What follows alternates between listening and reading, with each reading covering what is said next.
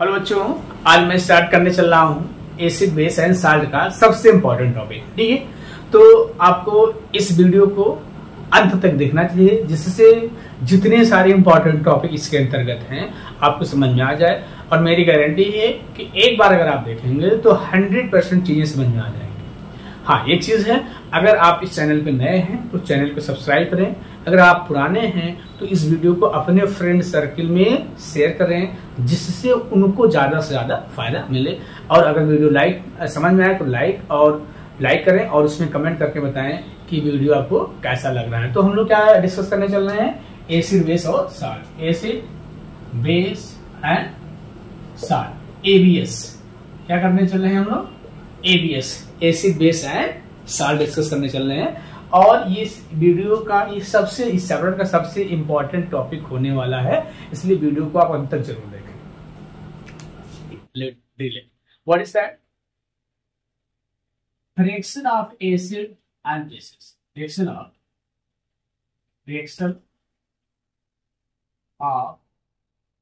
Acid and bases. ठीक है, क्या हमारा टॉपिक है, reaction of acid and base. ठीक है, अगर हम लोग एसिड लेते हैं और एक बेस लेते हैं, क्या करते हैं बेटा, एसिड लेते हैं और बेस लेते हैं। जब भी एसिड और बेस रिएक्ट करेंगे क्या बनेगा, साल्ट प्लस वाटर। ठीक है, क्या ध्यान रखना है, salt plus water. So what we have seen बेटा, we have seen that acid base elements react to form salt and water. अब ध्यान देना, इसी को हम लोग क्या कहते हैं, न्यूट्रलाइजेशन रिएक्शन। क्या बोलते हैं, न्यूट्रलाइजेशन रिएक्शन। क्या बोलते हैं, न्यूट्रलाइजेशन रिएक्शन। ठीक है, मतलब क्या हुआ, न्यूट्रलाइजेशन होता है क्या। ठीक है, जब एसिड बेस से कंप्लीटली रिएक्ट करेगा, ठीक है, साल्ट और वाटर बनाए, इसको हम लोग न्यूट्रलाइजेशन। अब ध्यान देखिएगा कि हमेशा एसिड और बेस रिएक्ट करते हैं, ठीक है, तो क्या न्यूट्रलाइजेशन रिएक्शन होता है। ठीक, ये चीज हम लोग अभी डिस्कस करते हैं। ठीक है, तो अगर हम लोग यहाँ लेते हैं कि एसिड और बेस दोनों ले, ठीक है, अगर इसका इक्विवेलेंट वेट लिया जाए, इक्विवेलेंट वेट लिया जाएगा तो साल्ट प्लस वाटर बनेगा। ध्यान देना, साल्ट प्लस वाटर बनेगा और इसे हम लोग क्या कहेंगे, न्यूट्रलाइजेशन। क्या बोलेंगे बेटा, न्यूट्रलाइजेशन। ध्यान दीजिएगा, जो आपको ध्यान देना है, क्या ध्यान देना, ठीक है। इसका डेफिनेशन हम लोग देख लेते हैं। देखो ऐसे हम लोग लिखते हैं, when equivalent weight of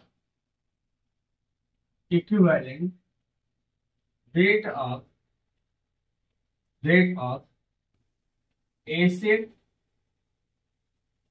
and base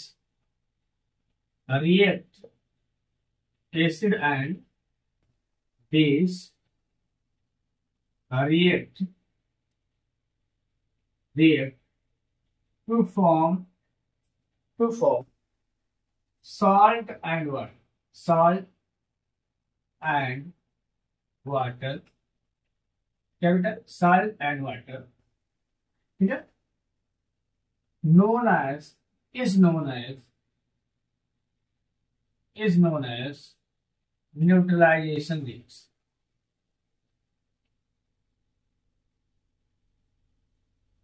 is known as neutralization reaction. ठीक है, अब देखें आप, इक्विवेलेंट वेट हमने क्यों कहा, साल्ट बुक में दिया कि when acid and base react they form salt and water is known as neutralization reaction. ठीक है, ध्यान रखना यहाँ पर, वो भी डेफिनेशन सही है कि when acid and base react, when acid and base completely react to each other, यहाँ एक वर्ड यूज कर लीजिए, when acid and base completely react to each other form salt and water is known as neutralization reaction. क्या लिखा बेटा, हमने दोनों definition यहाँ पर लिख दिया। क्या लिखे हैं, ये भी सही है, when equivalent weight of acid and bases react to form, यहाँ पर react to form salt and water is known as neutralization. ये क्यों होगा? दूसरा डेफिनेशन में when acid and bases completely react with one another to form salt and water is known as neutralization. अब देखो यहाँ पर दोनों चीजें हम लोग सही है. एक टर्म यहाँ पे आ रहा है इक्विवेलेंट वेट, ठीक है. तो हम लोग यहाँ पे कुछ और एग्जांपल देख लेते हैं. तो मैं यहाँ पे बता देता हूँ इससे आपको क्लियर हो जाए. तो न्यूट्रलाइजेशन में बेटा हमने क्या देखा है, एसिड और बेस रिएक्ट करें साल्ट और वाटर. जैसे आप देखो NaOH प्लस HCl ले, क्या ले लें, NaOH और HCl ले लें, ठीक है. तो यहाँ पे क्या बनेगा, NaCl प्लस H2, ये हो गया. आप यहाँ पे ले लो KOH प्लस HBr, क्या बनेगा, ध्यान देना, KOH और ये बनेगा आपका KCl प्लस H2, ठीक है. तो ये किसका एग्जाम्पल होगा, ये हो गया आपका न्यूट्रलाइजेशन रिएक्शन का एग्जाम्पल हो गया. अब ध्यान देना, थोड़ा सा मैं आपको और चीजें बता दूं, ठीक है. तो न्यूट्रलाइजेशन देखो मेरा ये है कि आपको ज्यादा ज्यादा चीजें इंपोर्ट की जाए जो आपको 11th में भी हेल्प करे, ठीक है. तो एक चीज हमको यहाँ ध्यान देना है. क्या ध्यान देना है बेटा, ध्यान देंगे यहाँ पे हमें क्या ध्यान देना है. देखो एक वर्ड हमने कहा कि अगर ध्यान देंगे बेटा, देखो स्ट्रॉन्ग एसिड, क्या हो, strong acid plus strong base होंगे, ध्यान देना है, स्ट्रॉन्ग बेस होंगी, ठीक है. तब न्यूट्रलाइजेशन रिएक्शन, ये थोड़ा सा आप ध्यान दे दें, तब ये न्यूट्रलाइजेशन. डेफिनेशन सही है कि acid react with form salt and water is known as neutralization reaction. लेकिन ये चीज ध्यान रखना कि ये क्या होना चाहिए, स्ट्रॉन्ग एसिड और स्ट्रॉन्ग. अब जैसे मान लीजिए यहाँ पे ध्यान दो, ये हमने ले लिया CH3 COOH, ठीक है, और हमने ले लिया यहाँ पे देखो MgOH ले लिया, ठीक है. या आप दूसरा ले लो Mg, कोई दूसरा साल ले लेते हैं. जैसे आप ले लेते हैं हम लोग HI, ये भी एसिड है. सॉरी, ये हमने ले लिया NH4OH, NH4OH, ध्यान देना, ये दोनों लिया हमने, ठीक है. तो इसमें भी साल्ट, देखो यहाँ पे ये बनेगा साल्ट, CH3COO है, NH4 प्लस H2. तो यहाँ पे ये रिएक्शन न्यूट्रलाइजेशन रिएक्शन नहीं, ये रिएक्शन न्यूट्रलाइजेशन रिएक्शन नहीं होगा. ये चीज थोड़ा सा ध्यान रखना है. तो एक दो पॉइंट हम आपको बता देते हैं जिससे आपको चीजें क्लियर हो जाए और ये टॉपिक आपका क्लियर हो जाए. अब देखो जैसे इसमें एक्टिविटी भी बेस्ड है, ध्यान देंगे. तो यहाँ पे हम क्या देख ले रहे हैं, देखो यहाँ पे क्या देखते हैं, यहाँ पे एक्टिविटी हम लोग थोड़ा सा है, इस पे देख लेते हैं. अब जैसे एक्टिविटी है NaOH ले रहे हैं और सिर्फ फिनाइल डालेंगे तो क्या पिंक कलर का हो जाए, क्या कलर हो जाता है, पिंक.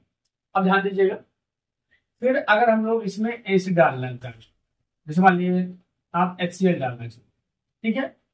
तो क्या होगा कि जब हम लोग इसको HCl डालेंगे, ध्यान देंगे, तो इसका और इसका जो इक्विवेलेंट वेट हो जाए तो ये दूसरे से क्या करेंगे, और कंप्लीटली रिएक्ट कर देंगे.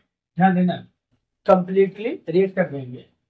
तो उस दौरान क्या बना लेंगे, साल्ट बना लेंगे, NaCl प्लस H2. ध्यान दीजिएगा. तो इस केस में ध्यान देना, ध्यान आया हमें, इस केस पे जो है ये फिनाइलफिथेलिन क्या हो जाएगा, कलरलेस हो जाएगा. क्या हो जाएगा आपका, कलरलेस. तो इस केस में जब ये इसका इक्विवेलेंट वेट दोनों का हो गया है तो ये क्या होगा, फिनाइलफिथेलिन कलरलेस हो गया, मतलब क्योंकि ये कंप्लीटली रिएक्ट कर लिया है. अब पुनः अगर हम लोग इसमें क्या कर रहे हैं, NaOH ऐड करें, देखो ध्यान देना, NaOH ऐड करते हैं, ठीक है. तो जब NaOH इसमें हम लोग ऐड करेंगे तो पुनः ये सोल्यूशन क्या हो गया आपका, एसिडिक हो गया, सॉरी बेसिक हो गया. तो ये क्या हो जाएगा, पुनः आपका पिंक कलर रिएक्ट किया, पिंक कलर. ध्यान देना, इसे हमने क्या समझाने की कोशिश किया है, इसको थोड़ा सा आप ध्यान दीजिए कि अगर हम लोग बेस ले रहे हैं और इसमें फिनाइल डाल रहे हैं तो पिंक कलर हो जाएगा, ठीक है. सपोज करिए पिंक कलर हो जाएगा. फिर हम लोग उसमें एसिड डाल रहे हैं ड्रॉप बाय ड्रॉप, तो दोनों का इक्विवेलेंट वेट हो जाएगा. तो एक कंडीशन ऐसा आएगा तो उसका ध्यान देंगे उसका इसका जो टेस्ट ट्यूब आप ले रहे हैं पिंक कलर था वो डिकलराइज हो जाएगा, लेकिन पुनः अगर आप NaOH डालेंगे तो फिर क्या हो जाएगा, पिंक हो जाएगा। तो इसे ध्यान रखना, अगर सोल्यूशन न्यूट्रल होगा तो सोल्यूशन न्यूट्रल होगा या एसिडिक होगा। ध्यान देना, अगर सोल्यूशन न्यूट्रल होगा या एसिडिक होगा उस टेस्ट ट्यूब का कलर कलरलेस होगा, लेकिन जैसे बेसिक होगा सोल्यूशन वो क्या करेगा, पुनः पिंक कलर भी अपीयर हो जाएगा। ठीक है, तो ये टॉपिक हमने यहाँ पे डिस्कस किया है। इसमें हम लोग क्या करने चल रहे हैं, मेटालिक ऑक्साइड विद एसिड। एक हम लोग मेटालिक ऑक्साइड जो कोई एक्टिविटी बेस्ड क्वेश्चन है, तो मेटालिक ऑक्साइड ले लेते हैं और हमको एक चीज याद रखना है, देखो metallic oxides are basic in nature. क्या होते हैं बेटा, एक चीज देखो जो चीज आप पढ़ चुके हो, metallic oxide is basic in nature. कैसे नेचर होते हैं, basic nature. Metallic oxides are basic in nature.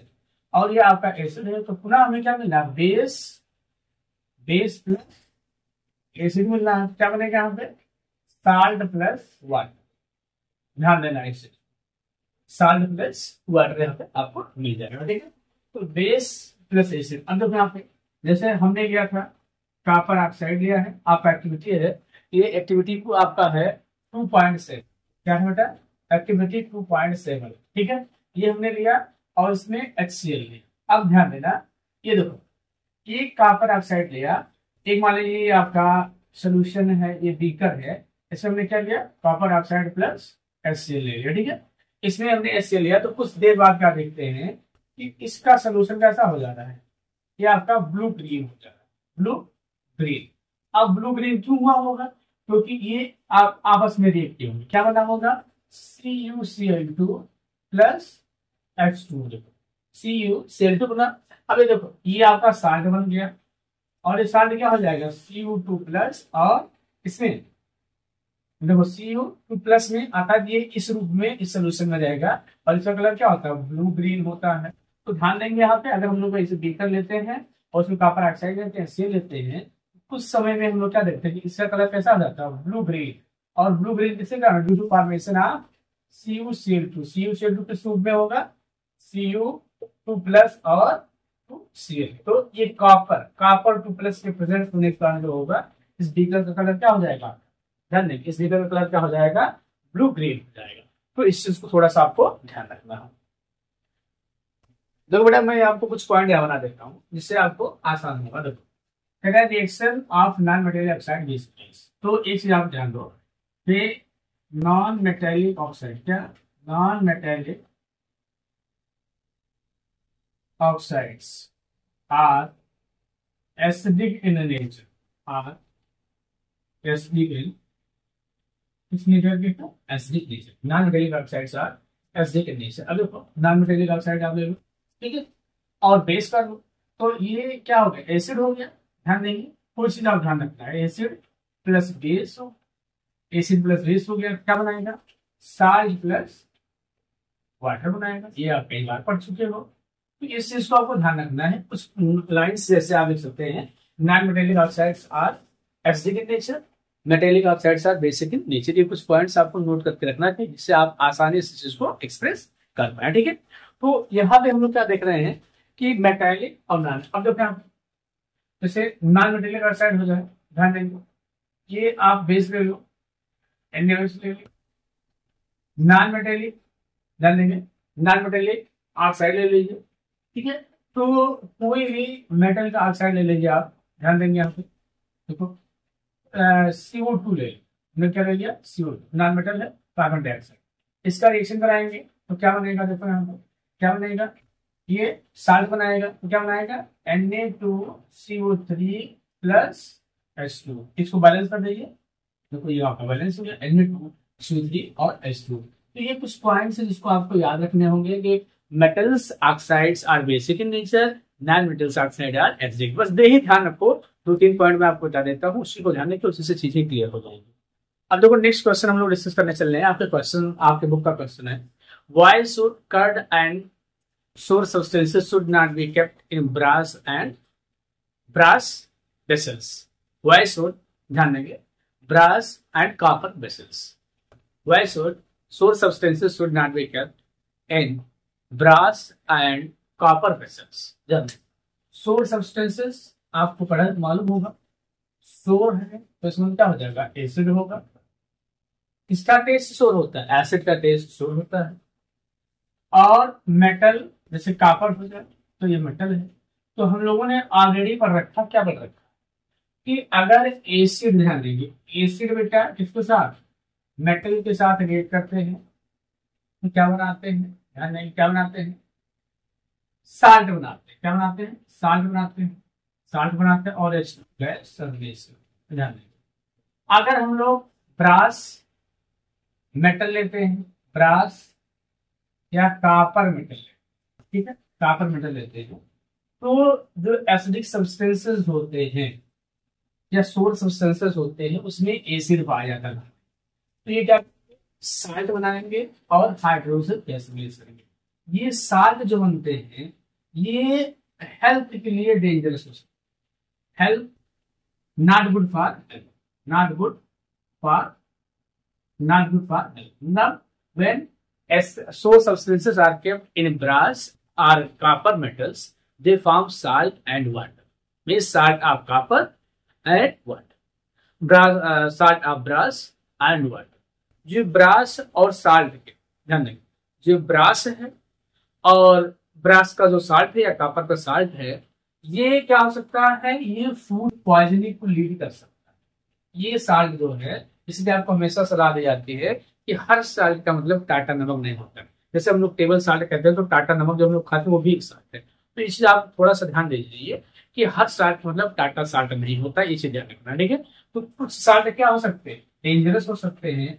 इसलिए किस लिए, जब सोर सब्सटेंसेस को मेटल कंटेनर में रखा जाता है तो आपस में रिएक्ट करते हैं, साल्ट बनाते हैं और H2 गैस देते हैं, ठीक है।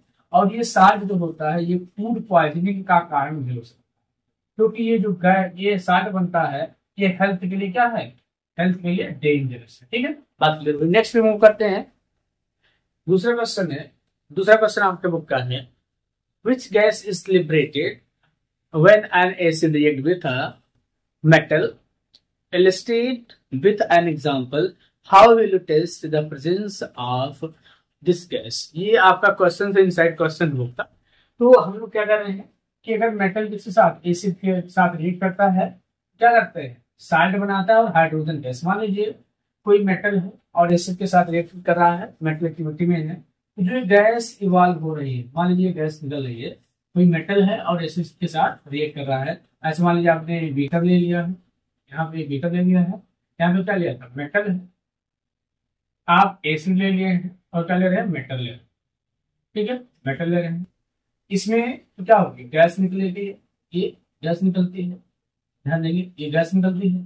कौन सी गैस होती है, H2। कैसे पता करते हैं हम लोग को मालूम होना चाहिए कि H2 गैस जो है पॉप साउंड के साथ चलती है। अगर यहाँ पे आप लाइटेड मैच स्टिक ले लें, क्या ले लें, लाइटेड कैंडल ले जाते हैं, ये गैस निकल रही है तो ये पॉप साउंड के साथ, पॉप साउंड के साथ बर्न कर, ये चीज है, ठीक है। अब देखो यहाँ पे इसका परचेंस हम लोग जानते हैं कि हाइड्रोजन गैस पॉप साउंड के साथ बंद करते हैं। अब यहाँ पे क्या कर रहा है कि जैसे मेटल ऑक्साइड, मेटल में यहाँ पे जैसे आपने जिंक लिया था और प्लस H2SO4, ये जिंक हो गया, H2SO4 लिया, क्या बनेगा आपका ZnSO4 प्लस H2, ये गैस निकलेगी। और इसके पास अगर लाइटिंग मैच स्टिक ले जाते हैं, जैसे यहाँ पे आपने दिखाया, तो पॉप साउंड के साथ जलेगा, ठीक। तो ये हो गया। थर्ड क्वेश्चन है, कह रहा है कोई एक मेटल कंपाउंड है जो एसिड के साथ रिएक्ट कर रहा है, ठीक है, एसिड के साथ रिएक्ट कर रहा है, ठीक है, जो एसिड के साथ रिएक्ट कर रहा है टू प्रोड्यूस एफरवेसेंस, ठीक है। एफरवेसेंस या गैस, ये एफरवेसेंस वाली गैस कहाँ निकलती है, आप याद करिए, हम लोगों ने पढ़ा है जब मेटल कार्बोनेट या बाइकार्बोनेट के साथ रिएक्ट करता है, किसके साथ रिएक्ट करता है, ध्यान देंगे एसिड के साथ। तो हम लोग इसको लिख लेते हैं, तो क्या पे सोडियम कार्बोनेट और के साथ एसिड के साथ रिएक्ट करा देंगे, ये क्या बनेगा आपको, देखो CO2 गैस निकलेगा।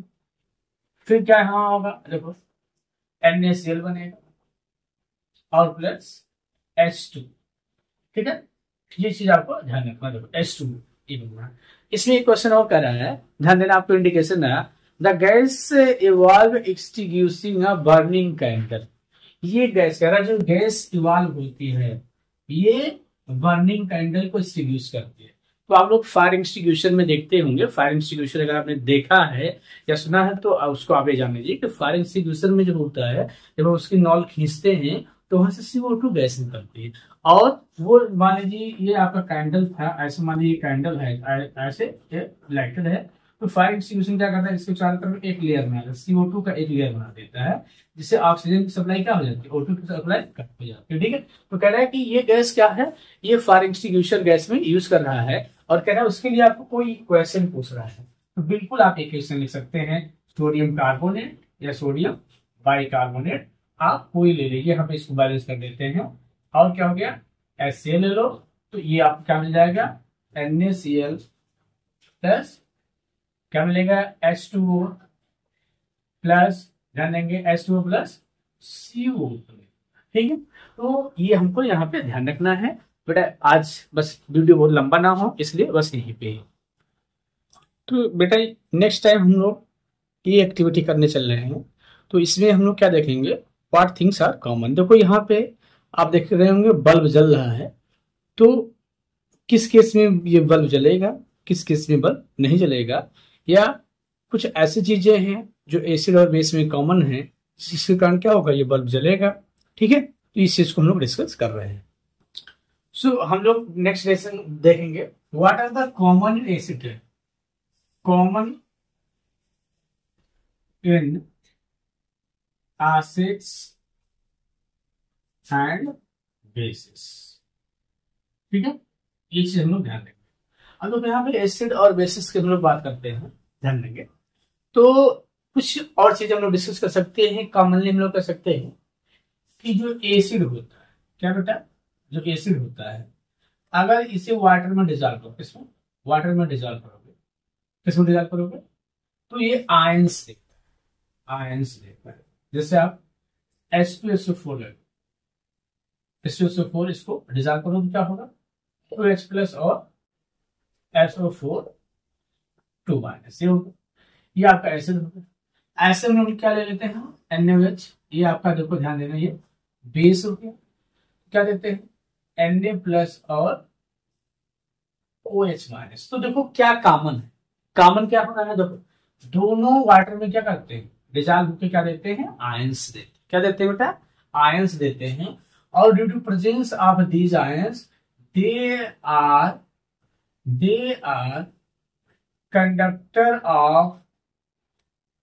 Of electricity, they are conductor of electricity. क्या मतलब हो गया कि कोई भी एसिड या बेस आप लोगे, ध्यान देंगे, अब इसमें हम थोड़ा सा आपको और क्लियर कर देंगे, कोई भी एसिड या बेस लोगे तो क्या करते हैं, आयंस देते हैं। ठीक है, आयंस देंगे, और अगर उसका हम लोग सोल्यूशन बना रहे हैं, उसका सोल्यूशन बना के जैसे कि हमने एक्टिविटी में दिखाया है, और उसमें इलेक्ट्रिसिटी फ्लो करा रहे हैं, तो उसमें लगा बल्ब जलेगा। ठीक है, अगर इलेक्ट्रिसिटी का फ्लो नहीं हो रहा है या बल्ब नहीं जल रहा है, ध्यान देंगे, बल्ब नहीं जल रहा है, इसका मतलब क्या हो जाएगा कि वो आपका आयन प्रोड्यूस नहीं कर रहा है। पुनः एक बार ध्यान दे दीजिए, हम क्या बताने की कोशिश कर रहे हैं कि इसमें क्या कॉमन है, दोनों में अगर दोनों को डिजॉल्व किया जाता है तो आयंस देते हैं वाटर में, और ये क्या करते हैं, due to presence of ions they are conductor of heat, they are conductor of electricity. इन आयन के प्रेजेंट होने के कारण क्या होते हैं, वो उसके इलेक्ट्रिसिटी कंडक्टर होते हैं। अब देखिए यहाँ पे, अगर यहाँ पे हम लोग बात करें कि क्या कॉमन, देखो अगर बेटा ध्यान देना है, स्ट्रॉन्ग, ध्यान देंगे, थोड़ा सा ध्यान दे देना, स्ट्रॉन्ग एसिड है, स्ट्रॉन्ग एसिड है तो कंडक्टिविटी ज्यादा होगी, थोड़ा सा कंडक्टिविटी क्या होगी, ज्यादा होगी वाटर में। अगर बी के एसिड है तो उतनी कंडक्टिविटी होगी, लेकिन कंडक्टिविटी वीक होगी, कंडक्टिविटी क्या हो जाएगी, वीक हो जाएगी। ऐसे आपका क्या है, बेस के लिए भी है, बेस के लिए है, लेकिन क्या होगा कि दोनों कंडक्टिविटी शो करेंगे, इस चीज को आपको ध्यान रखना है। अब देखिए यहां पे हम लोग देख लेते हैं, एक एक्टिविटी और देख लेते हैं। ठीक है, इसमें हमने क्या देखा कि जो एसिड्स लिए गए हैं H2SO4 HCl, इसमें हाइड्रोजन है और इसको हम लोग रिजॉल्व कर रहे हैं सोल्यूशन बना के। तो ये क्या करते हैं, कंडक्टिविटी शो करते हैं, कंडक्टिविटी शो करते हैं, आयंस देते हैं। लेकिन ये जरूरी नहीं, ध्यान देंगे कि ये जरूरी नहीं कि जिसमें हाइड्रोजन हो, ध्यान देंगे वो ऐसे कंपाउंड जिसमें हाइड्रोजन हो वो हमेशा इलेक्ट्रिसिटी का कंडक्शन करें। जैसे देखो ये अल्कोहल हो जाए C2H5 हो जाए, देखो ग्लूकोज C6H12O6 हो जाए, ठीक है। तो एक चीज हमको ये क्लियर हो रहा है बेटा, क्या कि हमें ये ध्यान रखना है कि ऐसा कोई मस्ट नहीं है, not must that all hydrogen containing compounds should conduct electricity। बात समझ आ रही? ये कोई जरूरी नहीं है कि जिसमें क्या हो, हाइड्रोजन हो, वो इलेक्ट्रिसिटी का कंडक्शन करे। ये बात किस पर डिपेंडेंट करती है, आयनाइजेशन। क्या हो रहा है, अगर वो उसका आयनाइजेशन हो जा रहा है, क्या हो रहा है, आयनाइजेशन होगा तो कंडक्ट करे, ठीक है, कंडक्ट करेगा। जैसे अगर हम लोग यहाँ पे एग्जांपल ले लेते हैं, जैसे आपने HCl लिया है, H2SO4 लिया है, ध्यान देना, HCl ले लिया, H2SO4 ले लिया, फिर आपको ग्लूकोज ले लेना है C6H12O6, ठीक है, फिर आप एथेनॉल ले लो, ठीक है। तो इसमें केवल यही दो कंडक्टिविटी शो करते हैं और ये कंडक्टिविटी शो नहीं करते। क्यों? क्योंकि ये अपने आयंस में डिसोशिएट नहीं होते, जबकि ये क्या होता है, आयंस में डिसोशिएट H+ और Cl-। तो ये कंडक्टिविटी शो करता है, जबकि ये आयंस में डिसोशिएट। इसमें इवन इसमें हाइड्रोजन है, इस चीज को ध्यान रखना कि all the hydrogen containing substances are not conductor of electricity. इस चीज को आपको ध्यान रखना, ठीक है। अब बेटा हम लोग डिस्कस करने चल रहे हैं एक्टिविटी 2.9। तो आपको अपने बुक का एक्टिविटी 2.9 ले लेना चाहिए, उससे हम लोग हर एक पॉइंट डिस्कस करेंगे। तो हम लोग इस एक्टिविटी में क्या देख रहे हैं, ध्यान दीजिए। इस एक्टिविटी में लिया गया है कि आप NaCl ले लो और H2SO4 ले लो। ध्यान देंगे, H2SO4 ले लेते हैं। कह रहा है इसका रिएक्शन कराइए, ठीक है। मान लीजिए टेस्ट ट्यूब है, यहाँ पे NaCl लिया है और H2SO4 लिया है। अब ध्यान, यहां से कोई गैस निकल, ठीक है। तो यहां हम लोग जान सकते हैं क्या निकलेगी, HCl प्लस Na2SO4। अब ये जो बेटा गैस निकल रही है, ये जो आपकी गैस निकल रही है, ध्यान दीजिए कि इस गैस के पास हम लोग जो है लिटमस पेपर, क्या लिटमस पेपर, दो प्रकार के लिटमस पेपर बनते हैं, एक ड्राई लिटमस पेपर और एक वेट लिटमस पेपर, ध्यान दें, ठीक। तो अगर हम लोग यहाँ पे ड्राई लिटमस पेपर लाते हैं ब्लू कलर का, किस कलर का, ब्लू कलर का, किस कलर का बेटा, ब्लू कलर का ड्राई लिटमस पेपर लाते हैं, तो इसका ब्लू कलर नहीं चेंज होगा, डू नॉट चेंज या doesn't change, doesn't change the colour of litmus paper, ठीक है। ये फर्स्ट केस में कह दिया। दूसरे केस में हम लोग क्या ला रहे हैं, देखो ब्लू लिटमस पेपर है लेकिन वेट लिटमस पेपर, क्या है, गीला लिटमस पेपर, इसके पास ला रहे हैं कि ब्लू लिटमस पेपर किसमें कन्वर्ट हो जाता है, रेड में कन्वर्ट। ध्यान दें, ब्लू लिटमस पेपर रेड में कन्वर्ट हो जा रहा है। इसका क्या मतलब हो गया कि जो एसिड्स होते हैं, ध्यान दें, एसिड्स होते हैं, वो एसिड्स प्रोड्यूसेस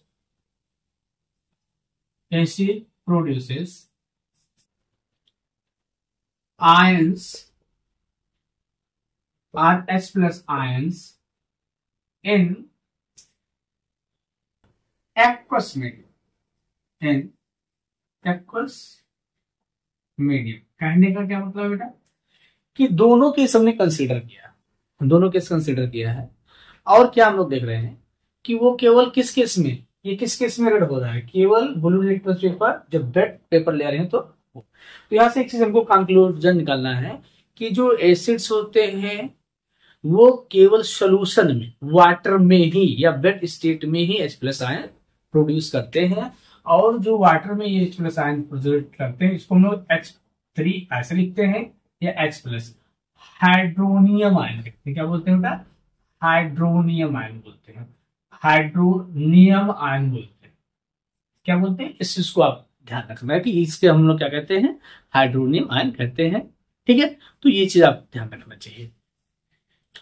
ऐसे ही आप बेसिस के लिए कह सकते हैं कि बेसिस किस स्टेट में? केवल एक्वस स्टेट में ये क्या प्रोड्यूस करेंगे? Na+ और OH, हाइड्रोक्सिल आयन। एसिड और बेसिस होते हैं किस स्टेट में? ध्यान देंगे, किस स्टेट में? केवल सॉल्यूशन स्टेट में या एक्वस स्टेट में ये आयंस प्रोड्यूस करते हैं। ठीक है, तो ये